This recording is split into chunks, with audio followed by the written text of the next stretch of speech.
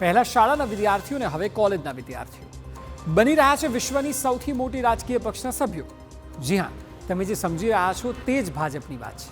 ભાજપ અત્યારે મોટા પાયે દેશભરમાં સદસ્યતા અભિયાન ચલાવે છે, પરંતુ સભ્યો જેટલી ઝડપે વધી રહ્યા છે તેટલી જ ઝડપે વધી રહ્યો છે સભ્યો બનાવવાને લઈને અજમાવાઈ રહેલ અખતરાનો વિવાદ. આરોપો જ નહીં, હવે તો રીતસરનો પુરાવો છે કે કેવી રીતે કોલેજના વિદ્યાર્થીઓને ફરજ પાડવામાં આવે છે કે તેઓ પરાણે ભાજપના સભ્ય બને, અને તે પણ ધારાસભ્યની હાજરીમાં.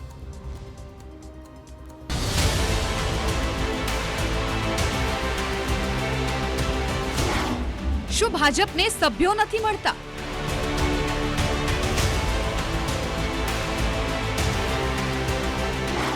શું સભ્ય બનાવવાને લઈને ચાલે છે કૌભાંડ?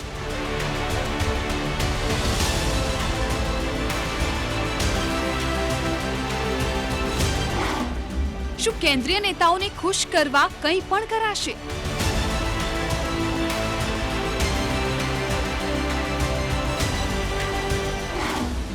શું ટાર્ગેટ પૂરા કરવા કોઈ પણ હદે જશે નેતાજી?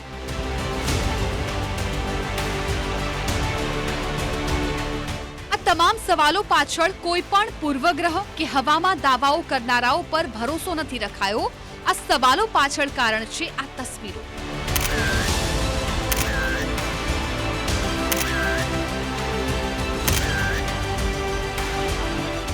દ્રશ્યો નથી મળી શક્યા, પરંતુ આ તસવીરો પણ પૂરતી છે. આ છે પડધરી તાલુકામાં કવિશ્રી દાદ સરકારી વિનયન અને વાણિજ્ય કોલેજ. અહીં એક કાર્યક્રમમાં વિદ્યાર્થીઓને રીતસરના ભાજપના સભ્યો બનાવી દેવાયા છે. જી હા, પ્રિન્સિપાલ નીલા ઠાકરે નિયમ વિરુદ્ધ જઈને ભાજપના ધારાસભ્ય માટે ભાજપ સદસ્યતા અભિયાનનો કાર્યક્રમ ઓડિટોરિયમમાં ગોઠવ્યો, અને અહીં હાજર રહ્યા પડધરી ટંકારાના ધારાસભ્ય દુર્લભજી દેથરિયા.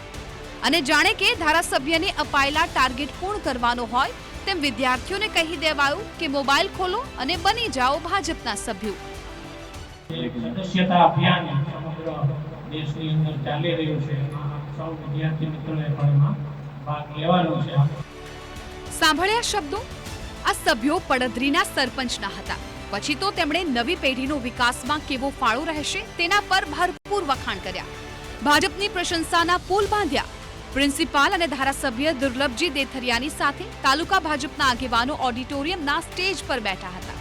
દુર્લભજી દેથરિયાએ વિદ્યાર્થીઓને ભાજપના સભ્ય બનવા માટે કહ્યું હતું. તેમણે પ્રવચન પૂરું કરતા જ ભાજપની આઈટી સેલે બધા વિદ્યાર્થીઓને મોબાઈલ કાઢવા માટે કહ્યું હતું, અને જેમ સૂચના અપાય તે મુજબ વિગતો ભરવા કહ્યું. લિંક ઓપન થાય એટલે મોબાઈલ નંબર તમારા ઓપ્શન આવશે.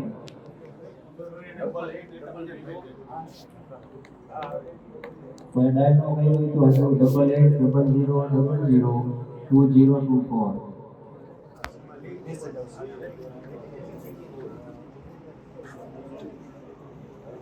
એમાં મોબાઈલ નંબર તમારો નાખી અને ઓટીપી જનરેટ કરવાનો થશે. ભાજપ સભ્ય બનનારા વ્યક્તિએ પોતાનો રેફરલ નંબર આપવાનો હોય છે, જેથી આ કાર્યક્રમમાં રેફરલ કોડ તરીકે ધારાસભ્યના મોબાઈલ નંબરની વારંવાર જાહેરાત કરવામાં આવી હતી, જેથી આ સભ્યની સંખ્યા તેમણે કરાવી હોવાની ગણતરી થઈ શકે. સરકારી કર્મચારી અને અધિકારી કોઈ પણ રાજકીય પક્ષ સાથે જોડાઈ શકે નહીં કે પ્રચાર કરી શકે નહીં તેવો રાજ્ય સેવા વર્તુણક નિયમો 1971માં સ્પષ્ટ ઉલ્લેખ છે. છતાં પડધરી સરકારી કોલેજના પ્રિન્સિપાલે ધારાસભ્ય માટે વિદ્યાર્થીઓને સૂચના આપી. સોમવારે 10 વાગ્યે ઓડિટોરિયમમાં એકઠા થવાનો આદેશ કર્યો. વિદ્યાર્થીઓને એ પણ સૂચના અપાઈ કે મોબાઈલ લઈ આવવાનો છે, અને પછી તો દરેક વિદ્યાર્થીને પ્રેમથી સમજાવાયું કે આ રીતે વિગતો ભરો અને સભ્ય બનો. 58965631 રેફરલ નંબર 57965631. હા, આ સેકન્ડ કરા 66 કરો એટલે તરત આવી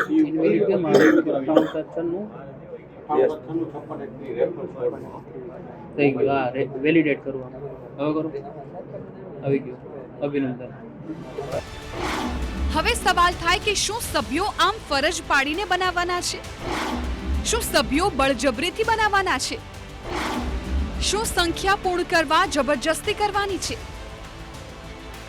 એવું નથી કે સદસ્યતા અભિયાનનો વિવાદ પહેલીવાર સામે આવ્યો હોય. આ પહેલા પણ સપ્ટેમ્બર મહિનામાં અનેક વિવાદ સામે આવ્યા હતા. જે પ્રકારના આરોપ લાગ્યા હતા તે મુજબના આપ દ્રશ્યો જુઓ. આ 4 દ્રશ્યો પૂરતા છે એ આરોપને સમજવા માટે કે જ્યાં યેનકેન પ્રકારે સભ્ય બનાવવાના આરોપ થયા છે. વિસનગરમાં એક દર્દીને ઇન્જેક્શન આપ્યા પહેલા સભ્ય બનાવ્યા હોવાનો આરોપ પરિવારજને લગાવ્યો હતો. તો વળી ભાવનગરમાં રૂપિયા આપીને સભ્યો બનાવતા હોવાનો આરોપ લાગ્યો હતો.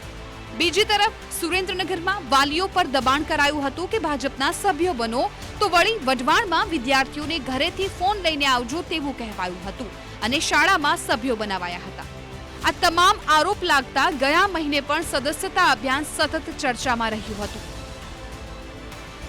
આ આરોપ બાદ ગઈ 21 સપ્ટેમ્બરે TV9 સાથે વાત કરતા ભાજપના સદસ્યતા અભિયાનના સંયોજક કેસી પટેલે સ્પષ્ટતા કરી હતી કે તેઓ કોઈને દબાણ નથી કરતા, ભાજપને બદનામ કરવા આવા પ્લાનિંગ થાય છે.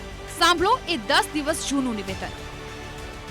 કેટલીક જગ્યાએ એ મેન્યુક્યુલેટ એટલે પ્લાનિંગથી કરવામાં આવ્યા છે અને ક્યાંક એ ધ્યાનમાં આવ્યા પછી અમે પણ કાર્યકર્તાઓને અને અમારી વાતમાં કહીએ છીએ કે ભાઈ વ્યક્તિગત સંપર્ક કરીને એના ઘર સુધી જઈને બૂથમાં આપણે સક્રિય સભ્ય બનાવવા છે અને બૂથમાં સક્રિય સભ્ય બનાવવા માટેનો અમારો લક્ષ્યાંક પણ છે કે એક બૂથમાં 3થી માંડીને 6-7 સક્રિય સભ્ય બને.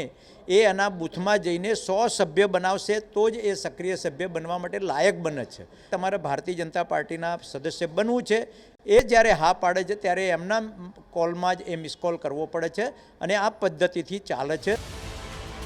વાત તો જોરદાર કરી, તો પછી આ શું છે? હવે સંયોજક સાહેબ પાસે જવાબ છે. શું આ માત્ર વિપક્ષ અને વિરોધીઓનું કાવતરું છે?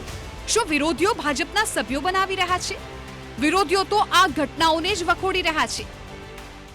આ સરકારી કોલેજનો ઉપયોગ તમારે ભાજપના મેમ્બર બનાવવા માટે કરવાનો છે તો સચિવાલયમાં બેસી જાવ ને, દરેક ઓફિસમાં બેસી જાવ ને. હવે તો હદ કરી નાખી છે તમે.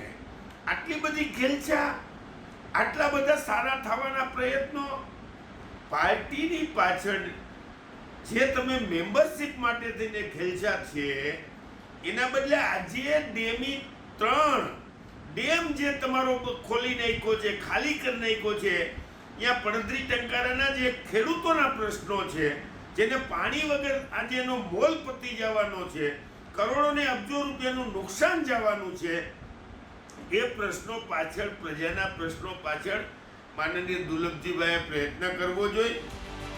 સભ્યો વધુ હોય, સૌથી મોટું રાજકીય પક્ષ બને, તેમાં કોઈને વાંધો નથી. પરંતુ સવાલ એ છે કે શું આવા ઉદ્દેશ્ય સાથે ભાજપનું સદસ્યતા અભિયાન ચાલે છે? આ નેતાઓના કિમિયા જોઈને તો ભાજપના કેન્દ્રીય નેતૃત્વ પણ અચંબામાં પડી જશે. મોહિત ભટ્ટ, TV9 રાજકોટ.